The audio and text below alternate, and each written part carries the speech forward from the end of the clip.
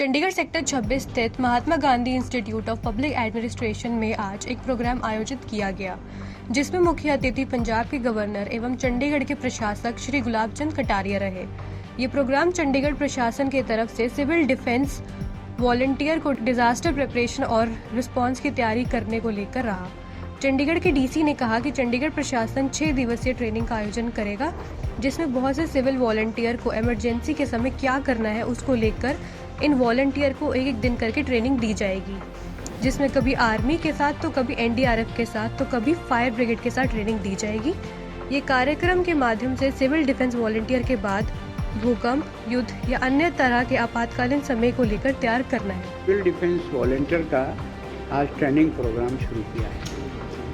वैसे ये तो इन सब लोगों ने, जब हमने सिविल डिफेंस के लिए पहली बार 10 तारीख को बुलाया था, हमने सोचा था 700-800 लोग होंगे, तो हमने टैगोर सभागृह में उनकी व्यवस्था की थी, पर उनकी संख्या इतनी अधिक थी कि वहाँ समा नहीं सकते थे। हमने तुरंत निर्णय किया इसको तिरंगा पार्क में चलेगा, और उस दिन एक दिन में ही यानी लगभग 3000 से अधिक लोगों का रजिस्ट्रेशन हुआ और 5000 से अधिक लोग उस समय तक एक तरह से पेंडिंग थे।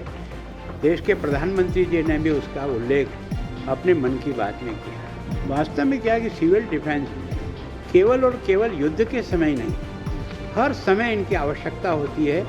अगर इनकी प्रॉपर ट्रेनिंग हो और प्रॉपर इनका समर्पण हो, हमारे पास तुरंत उसको एक्शन करने के लिए तौर तरीका हो, तो ये आवश्यकता 62 के युद्ध के बाद भारत ने अनुभव किया कि सीमा पर तो हमारे फौजी सुरक्षा करेंगे, लेकिन देश की आंतरिक सुरक्षा और देश की आंतरिक चुनौतियों को भी जो आपदा आती है, चाहे वो बाढ़ आती है, चाहे वो अग्नि हो जाती है, चाहे कोई बीमारी आ जाती है, चाहे कोई आगजनी हो जाती है, ऐसे समय में इनकी एक बहुत बड़ी मदद और रोल रहता है। तो पहली बार हमने कोशिश की और उसके बाद इनकी ट्रेनिंग करा रहे हैं, ताकि इनकी ट्रेनिंग से ये केवल भावना से ही समर्पित स्वयंसेवक नहीं बने, तो ट्रेनिंग के दृष्टि से, दक्षता की दृष्टि से भी ये अच्छी प्रकार से तैयार हों, ताकि हर संकट में इनका समाज के और देश के उपयोग कर सकें। सर, एक ना पानी को बड़ा सवाल उठ रहे हैं। जो मुख्यमंत्री हैं जम्मू कश्मीर के, वो कह रहे हैं कि पंजाब में पानी नहीं दिया जाएगा। देखो, ये सब ज़्यादा से ज़्यादा काम केंद्र की सरकार के और राज्य सरकार का।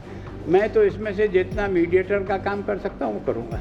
ठीक है। सर, मेरे साथी ने सवाल किया, पानी से संबंधित क्या है? संबंधित एक वो मामला सामने आया सर, गैंग कैनाल है जो पंजाब और राजस्थान बात चल रहा है। शायद उनके कांग्रेस एमएलए का डेलीगेशन देखो आए थे वो लोग, वो मुझसे मिले थे, गंगानगर के लोग थे, पिछले लंबे समय से वहाँ धरना प्रदर्शन चल रहा है।